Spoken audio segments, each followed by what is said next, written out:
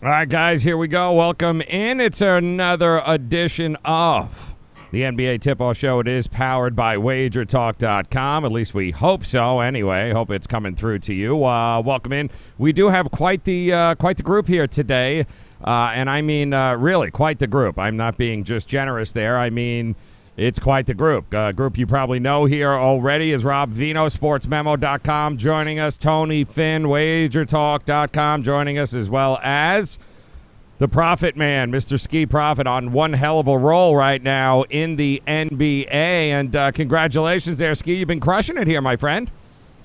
Yeah, I had another nice night last night. The Pelicans over was probably the easiest play of the night. Yes, it really was, even though Did we not discuss this? It had to go to overtime. That is not easy. Are you making fun of his play, Finn? It sounds like you're making fun of his play. But everyone, no, but you know what I mean. No, nobody knows what you mean. Nobody. Yeah, just to get in the conversation. I wanted in. Okay. All right. Well, listen. Bottom line is, Ski's been on a roll, including last night's New Orleans call there. That was a well done, my friend. Rob, how did you do, my friend? What's going on here? I know you and I were on the Knicks. We're not going to talk about that. We're going to pretend like that never happened. But how is tonight shaping up? Are you getting ready for a big weekend here? Yeah. First, let's straighten out some mathematics here for Tony, because overtime had 16 points in it, and the game hit 260. That would be regulation at 244. Okay. Then I'm wrong about total play. That's why I asked you. I actually said, cruised to victory. Well, I asked you, do you need overtime for that? And you said yes, we did. So I was just fucking. This is just a terrible. Hey, group. Joe. This as is far terrible. as last night goes, the Knicks were a poor play. We have actually made a little bit of a pact here that the Knicks are now going to be one of my hell no teams. That was an embarrassing performance last night. But the other two came through. I was on the Pelicans over against the Jazz. We talked about it. All of us talked about it yesterday. And also the Golden State-Denver game. Mm-hmm. Thought it might end up being a little bit of a playground-style game, and they certainly turned it on in the fourth quarter. So 2-1 NBA yesterday. We'll look forward to matching that or bettering that today. All right. Well, we got an abbreviated card tonight here, guys. I want to welcome those of you in joining us via any one of the 432 platforms now that we are apparently streaming on. Twitch, Twitter, Tony Finn's ass, Facebook, Tony Finn's garage door, I think we're streaming on right now. We are just all over the place, really. It's kind of great. But welcome in, guys, in the chat room on this Friday. We will make it, I can assure you, we will make it a profitable lead into the weekend, and it's going to be it's a good night tonight here, guys. In fact, I like this card. I think there's some opportunities. I think there's definitely some value on the board. So why don't we start at the very top? And unfortunately, the Doc's not here. He's attending to, I do believe that Mr. Joel Embiid has got some sort of dingleberry issue, and Dr. Chuck RX is right there to lend a hand. He's not playing, but the Sixers are at home. They are taking on the Chicago Bulls. Opens up at 7.5, guys. Somebody's betting the Chicago Bulls, because I'm seeing 7 across the board. Total stuck right at that 215 mark. So I'll start with you, Rob Vino, SportsMemo.com. Talk to me about this game. Somebody likes the Bulls in this spot with the number. Yeah, interesting. And I'll say this about the Bulls. And their head coach, Jim Boylan, has been quoted 2 or 3 times in the last couple of weeks here as far as his team's effort is concerned, and he applauds it. The Bulls, for what it's worth, give you 12 minutes a quarter for 4 quarters every night, even if they're not the more talented team on the floor. They always have the most explosive player on the floor. Zach LaVine probably be the most explosive player on the floor here tonight, since the Sixers are minus Joel Embiid. In this role as a 7-point favorite, I kind of lean towards Philadelphia here tonight, guys. I think the size advantage inside, even without Embiid. We talked a little bit last week about how Simmons can use the lane now when Joel's not clogging it up, how Al Horford can use the lane when Joel is not clogging it up. I think that comes into play here tonight against the Bulls. Wendell Carter Jr. has been out for quite a while. The Bulls are kind of a team that have been playing small anyway. So I like the Philly size in this game. And I always have to use the precursor, Joe, that if Philadelphia wants to play defense, they can smother you. And I've often talked about Friday nights being the night for NBA teams to put on a show, especially home teams. I think Philly won't let the fans down here in this one. So for me, it would be a small lean towards Philadelphia. No real choice on the total. All right, so let's head on over to our man Ski. Talk to me here, Ski. Do you agree? Is it going to be a fun-filled night in Philadelphia, back in the Sixers here? That's the only way I could look. I mean, I understand if people are looking at trends. The Bulls have been good as a road dog, 9-3 against the spread. Their last 12 as a road dog. But just looking at how they've been playing lately, last 5 games, offense, defense, rebounding, all Philadelphia, and it's just hard to look away from them. I probably would lean more towards the total and think that Sixers probably want to play a little bit more up tempo, and I think Zach LaVine could put up some points on the other side. It's went over 9 of the last 11 at the house for the Sixers, so probably Sixers and over for me. Sixers and over. All right, talk to me, Tony Finn. What do you think here, brother man? Well, I probably would be a little contrary to Ski, and I don't have it's not a strong opinion per se, but the problem with teams that go into Philly, much to Rob's statement and accuracy, spot on, and that is when you have one player. If you have one player you depend on to fuel your offense, and LaVine, in truth, really, what's he scored more than 30 points 9 times this year? Mm-hmm. If I'm not mistaken, their ATS is really good when he scores 30 plus. So that's it. Well, not that that's really good anyway, but long story short is this, and Ski's also right. They can play defense when they want. Or they should be focused, guys. They should be focused. They're at home. Their big's gone. We don't know how long he's going to be gone for. Does anybody have any idea? Has it heard anything? And my point here would be, I really think that they should slow it down and take Chicago out of what they do well, and that's if you get them trying to play half-court sets of offense.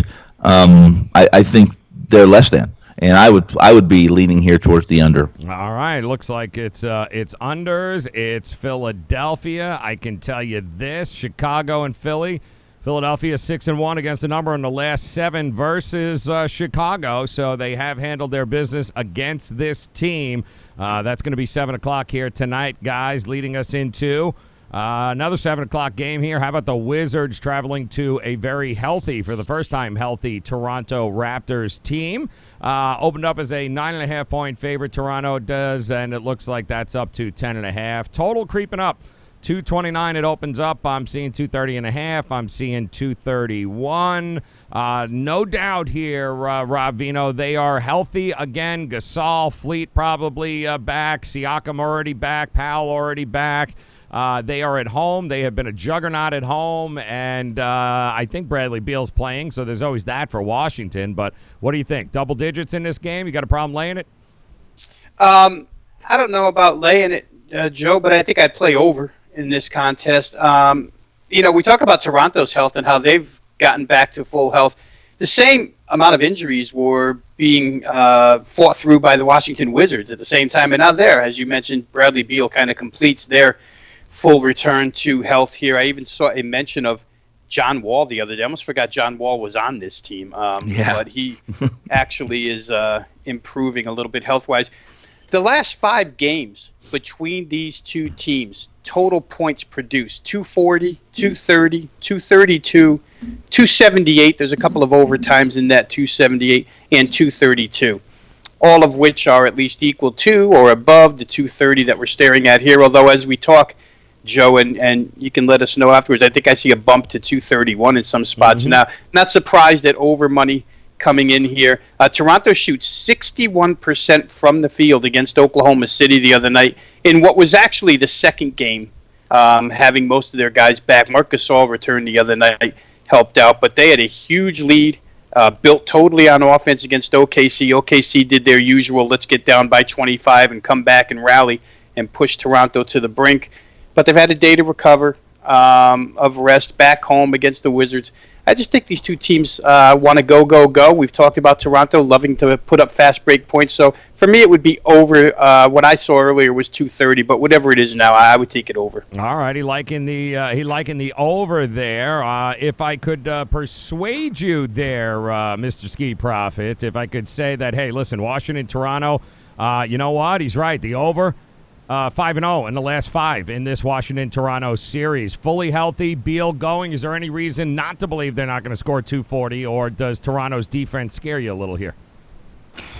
When I look at Washington, first thing that I want to think is absolutely no defense. Then I look at how they've been playing lately, last 5 game stats. It's been kind of a little bit of the opposite. The offense has been stalling, and the defense has been it was saving them, if anything. Offense is second worst, and defense is 13th. And they went under 4 of their last 5 games for Washington, under last 5 for Toronto as a home favorite. I do know that their offense is better now for Toronto with the guys that they're getting back, and they maybe want to play faster with Siakam. I would look at the health of Fred VanVleet. If he's in, I wouldn't probably have a problem with over. But if he's out, I can see Toronto maybe limiting Washington here and maybe an under. On the spread, I would be looking for Toronto. I think they just outclassed Washington, and I think with everybody back, they can limit Bradley Beal. I don't think he has another performance like he did the last time. All right, love that. All right, talk to us here, Tony Finn. Mumble something out. High, low, yes, no. Toronto, you want to clap it out? Give us something here, man. Well, I'm going to ask, what do you guys have as far as intel on VanVleet? What do you have? 50-50. Yeah, the best I saw was, he's going to play this week. I heard he was going to play, yeah. I heard he was going to play. Back, too, as well, so... Sure. And I heard he wasn't even on the injury report, so I just glanced over at my injury report, and I don't see him on my injury report. So I don't have a strong opinion on this game, guys. I know this much, and that is Washington is finally healthy. I was listening to some radio this morning while I was working, and they were talking about this particular game, and it wasn't a Toronto radio station, but they kept saying Toronto they've fought through. They're so gritty. They have succeeded at playing well with all their injuries. And my first thought was, do you not understand how many injuries Washington's had? Mm-hmm. I mean, I think 3 of the first 6 losses for Washington in this month, they lost by an average of almost 20 points, and ridiculous 20 or more points they lost by. You can't play Washington in this situation. Not north of the border, not against a healthy Toronto team, not to win.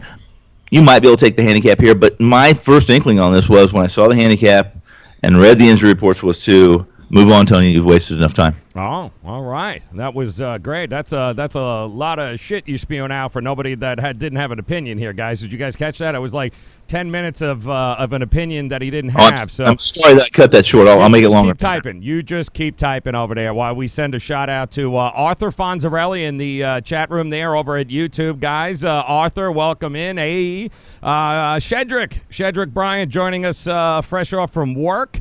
Pleasure to see you. William Cathcart also joining us in here. Good to see you guys always on this Friday. Overton, Rafael Hendricks, Nasty N8. You got to love anybody named Nasty N8 who likes making fun of Tony Finn. And then, of course, C-Mac just calls you fake news Tony. He doesn't believe you actually listen to the radio at all. And C-Mac, I'm with you. So welcome in, guys. I couldn't hear you. You're all a bunch of sick bastards, and we appreciate you joining us here on the NBA Tip-Off Show. Now, let's move on to another game Tony will take 10 minutes on that has no opinion. Thank you. Let's go to the Minnesota Timberwolves and the Indiana Pacers here tonight as Indiana, well, they're home. Opened up as an 8.5-point favorite. I'm seeing 7.5, guys, and even 1 or 2 sevens out there right now. 216.5 for a total. So let's get it out of the way, Tony. I know you have absolutely no opinion on this game, but why don't you go ahead and dazzle us anyway with your lack of opinion here. What is the opinion of the panel on Towns? When is he? I have my ideas, but I want to hear you guys. When's he back? Is he going to play? Is he not going to play? What is his status? We've been over this, Tony. We're not expecting him back until we see him on the floor. I didn't know we'd been over this. Was this week? You got a mouse in your pocket? Because I don't remember being a part of that conversation. Then, as long as Towns is out and he's not playing, you have to look at fading this Minnesota team. Always, I like Indiana tonight. If you told me Towns was playing, I'm still considering playing. If he's out, I'm in. Indiana minus the number. I'm just okay. You caught me for a loop there because you tend to start everything. You know, we ask you a question and then you answer it with a question, so I get a little confused, Rob. You know, but it sounds like he actually How long have we been doing this show? He kind of should have got off the pot there, and he actually got off the pot. So I'm kind of curious here, Rob Vino. Are you agreeing with Tony Finn, or might there be a side bet in the future? I'm not sure what I'd be agreeing with. I'm with you. Well, I'm going to have to circle back to him again. So why don't you start? Go ahead. Talk to me. Yeah, no, I think to Tony's point, I think he's looking at Indiana only, no in way, shape, or form Minnesota without Towns. So that being said, that's the way the money looks at these Minnesota games, guys. Every single day when Minnesota's on the board, the number stays the same. The total stays the same. Everybody's waiting until there's confirmation up or down with Karl Anthony Towns. And the same goes for today. Coach Saunders said he's hopeful to have him back tonight, but he's been hopeful the last 6 games to have him back. These two teams just played 2 nights ago. And I happened to have the over in that game. They got off to a real nice start, 59-54 halftime, 113 points, was trending toward the over. And the second half just fell flat on its face, including the fourth quarter where they only scored 90 points.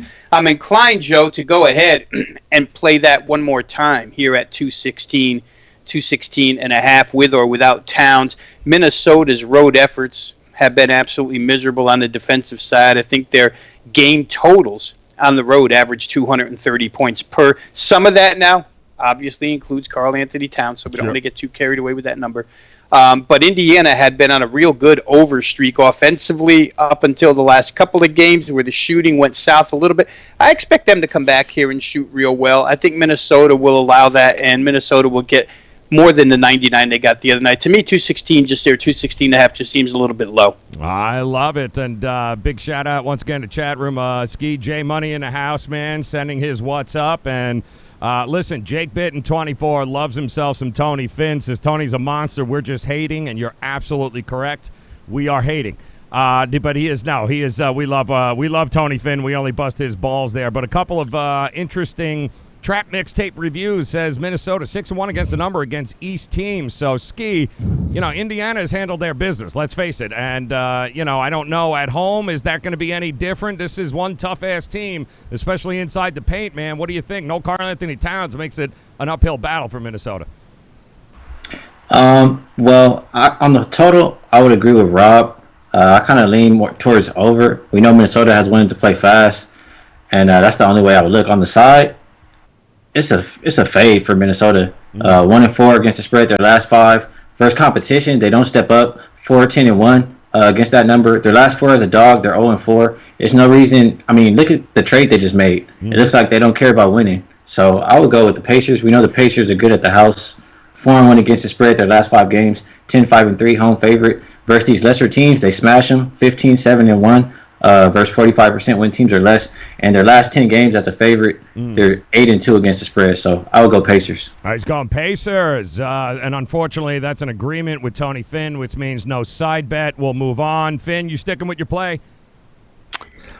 Give me a half hour. I'll change my mind. I'm sure. I'm shocked you didn't answer that with a question. That's what I was looking for. Moving on here, fellas. Did you say something? Yeah. No, I'm sorry. There's the question. Let's talk about the game of the night here, as far as I'm concerned, and it has to do with 2 pretty good teams here. Certainly, one team second best in the first half of the NBA against the number.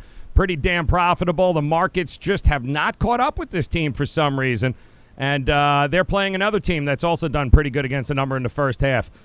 Miami Heat taking on OKC here, guys, on the road tonight. Now, Miami, obviously, not great on the road this year, has not been great, but we know their home record. But we also know this team is dangerous. Opened up -1 here, Oklahoma City Thunder. Now I'm seeing 1.5, and I'm seeing the total getting pushed up, too, 214.5. To 216. Now, I will also say this, through last night, Miami Heat, number 1 team in the NBA to the over, guys. One of the most profitable teams to back to the over. Again, Tony Finn showing us that the market just for some reason, first half, it just hasn't adjusted to Miami. They're good, but they have been soaring over the number here. In my analysis this morning when I was doing when I brief every game, or at least summarize every game and past games and upcoming games, the market's beginning to catch up with Miami a bit. I still think that it's a really favorable number for OKC tonight, guys.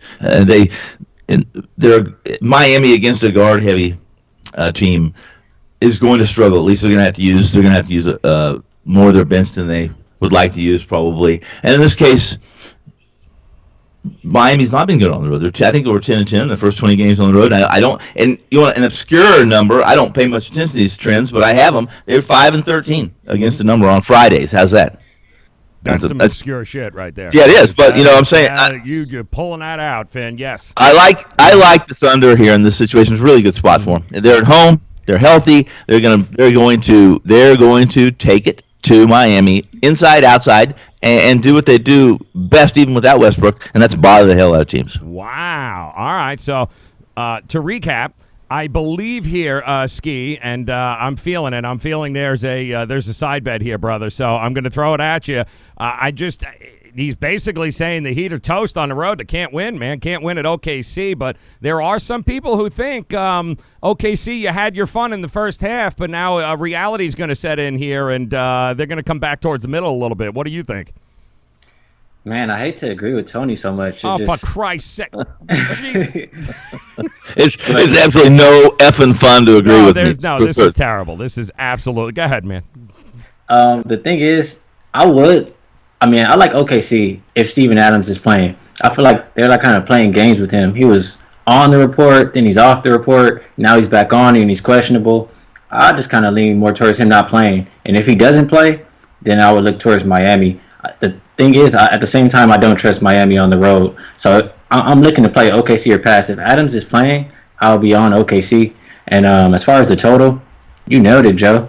Miami, best over team in the league. They went over 4 of their last 5, over 7 of their last 8 on the road. They're allowing 111 points per game on the road. OKC allowing 110 points per game at the house. They went over 8 of their last 10 games as a favorite. And if Steven Adams doesn't play, that's even less defense. So I'll go over.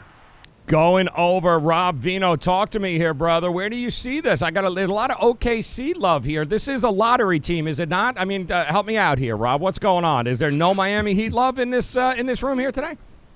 Yeah, they always go off as the underappreciated team, right, Joe? Didn't I just say that? I started off the whole show talking about that this team is undervalued. But they usually always are. And it's interesting with the injury situations in this game. Ski hit on Steven Adams. We don't know. I mean, I had this morning confirmed out. And now, just as Ski mentioned, in looking at what's current, he's questionable. Yeah, he's questionable. So who really knows? But on the other side, Tyler Hero makes a difference. Backup guard for the Miami Heat who can shoot threes. You know, the Heat shot 40 threes against San Antonio the other night, and 3 guards banged out 13 of 26. I could see this getting into a little bit of a guard contest because we talked often about Oklahoma City and the cohesiveness that exists amongst that unit, and especially those guards. Yes. With the 2 starters and then Dennis Schroeder coming off the bench. They just play hard every night, guys. Even when they get down, we were talking about it off air, that, they get down by 25 again the other night to Toronto and, find their way back. It's hard to bet against them at home.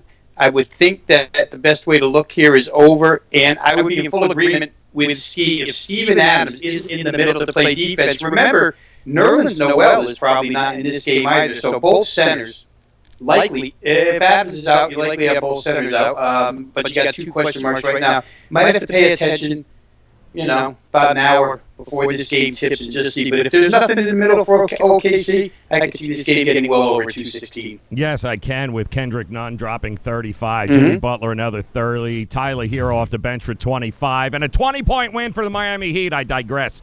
We'll move on. And Goran. Yeah, maybe I'm just biased because I'm in Miami, but good God, give me some Miami Heat tonight getting points, any points. I don't care. Give them to me on the money line. Going to be definitely one half of my shits and giggles parlay.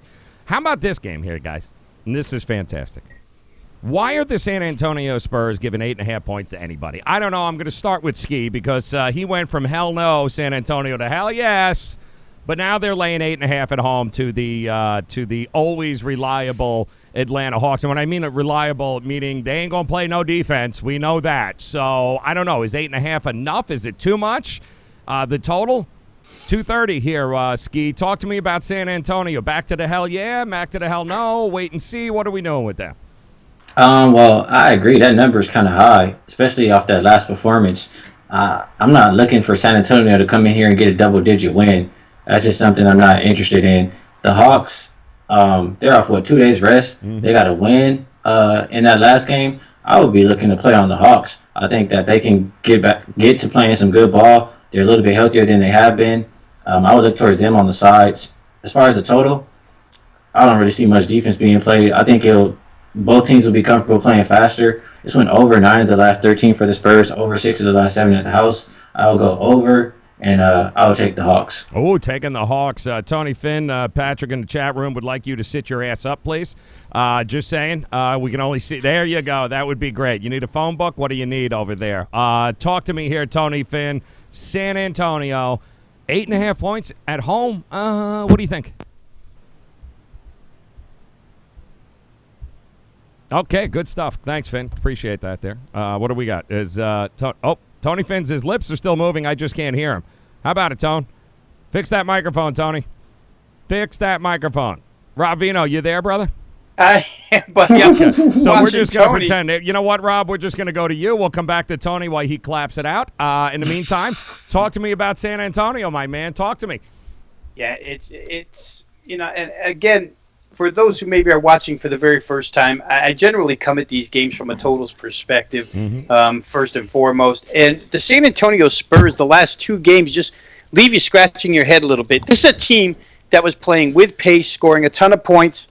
And then the last 2 games, and mysteriously to me, I mean, it worked out very well for the money who bet it. But I was very surprised that Miami and San Antonio the other night drew so much under money. And sure enough, the game went dead under 106-100.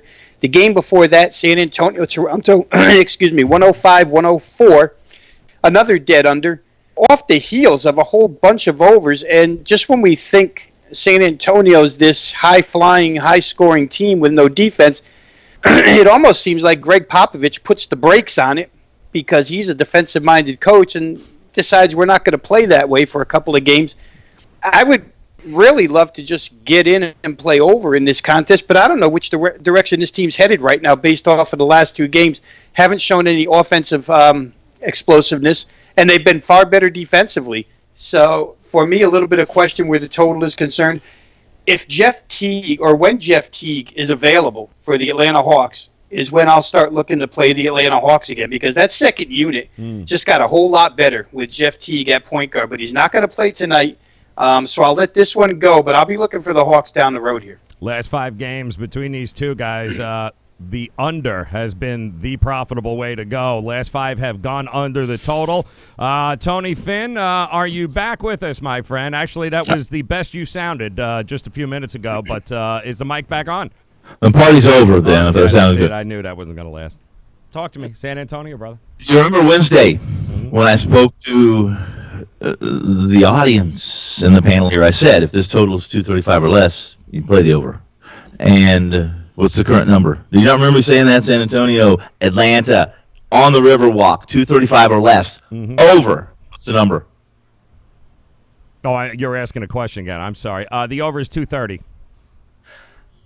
The only value, as far as the side goes, you can't lay 10 points, 8.5, 9, 10 points with this group from Popovich's group. You can't do it, and we'll go 2 ways on this.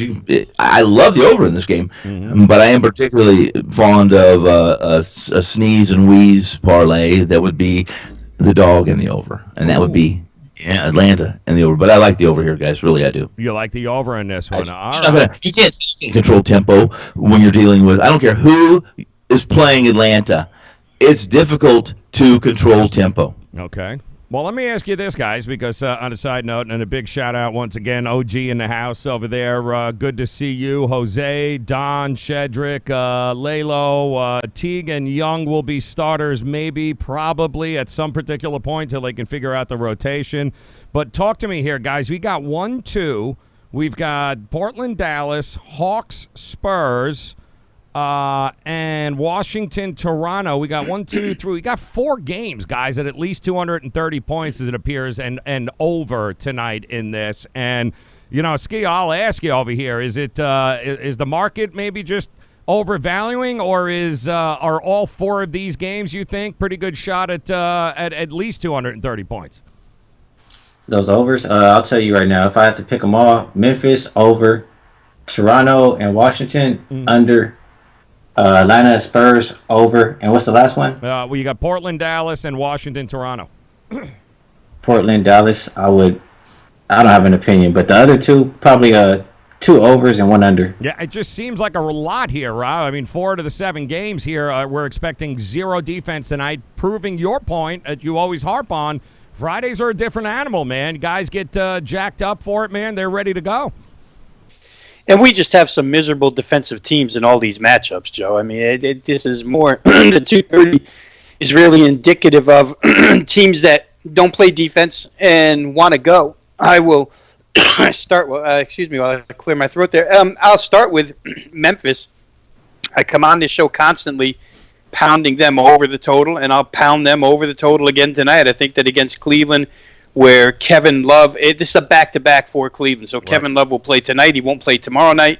We'll have him back here. Cleveland defenseless to stop anybody right now. So for me, Memphis over pretty easy. The Portland Trail Blazers, I'm going to throw a number out there at you guys because we learned so much from Ski the other day with SDQLJ. Can I buy a vowel? W, yes. I forget yes. what it was. Yes. In my own, in my own little version of SDQL, I keep this number called potential points scored, and basically what I do is total if every single shot went through the hoop in the game, how many points would have been scored in that contest? Portland against Houston the other night, which stayed under. If every shot they put up went through the hoop, there would have been 505 total points in that game. Wow. It just shows you that Portland is up and down the floor constantly. Nights when they make shots, and we talked about this with Lillard and McCollum, nights when they make shots, high-scoring games. When they don't, you get what you got with Houston, Portland the other night. Tonight against Dallas, the pace is going to be there. Luka's squad usually gets their share. I'd almost, be inclined to play them over as well, but certainly Memphis and Cleveland over the total for me. I have a similar chart here that talks about estimated points. If James Harden made every basket he chucked up, he'd score 250 points a game. I don't know if you guys know that, and that's a real number, honestly, 250 points a game. Good Christ. All right, guys, let's do this here. Let's talk about something. He would score 250 a game. Let's do some best bets, and let's do some underdogs around the horn here, guys. We'll go, and once again, want to remind all of you guys in the chat room hanging out with us here across all the platforms, Twitter, Twitch, Periscope, Facebook, YouTube, both for WagerTalk and Sportsmemo. You got, of course, Rob at Sportsmemo. You got Ski and Tony at WagerTalk.com. Plays are up, guys. Opportunities galore all weekend long with these fellas in the NBA and across the board. Talk to me here about a best bet, Tony Finn. If you had to close your eyes and throw some shit against the wall, where do you think it lands? I'm going to throw a best bet parlay at you. Ooh, how's that? Something different? Hold on. Hold on. Sneeze and wheeze parlay. This one, you can call it. I'm going to write this. A fart and Finn parlay if you want. Go ahead. I got you. Go ahead. First off, no one in the NBA, no team in the NBA had more possessions on the road than which team? Atlanta. Over in San Antonio. San Antonio, Atlanta, over the total, and Memphis minus the numbers tonight. There it is. There's your two teams. That down. Yep, I'm not writing that down. I am not writing that down. Down? I will not do it. I refuse to do it until I hear Ski challenge your ass and get a side bet going on what you just said. Ski, talk to me. Best bets here. Where you going, brother? I hate it. I gotta share Memphis with Tony. Minus the 8.5, whatever it is. But I'll give you let's see. If I'm gonna pick a dog on the card, I'm gonna go with. I think it's too many points for San Antonio. I'll roll with Atlanta plus the 8.5. And just because you mentioned it, Rob, I'll bring up a little SDQL. It's just a small sample though. Hawks on the road when they have 2 days rest.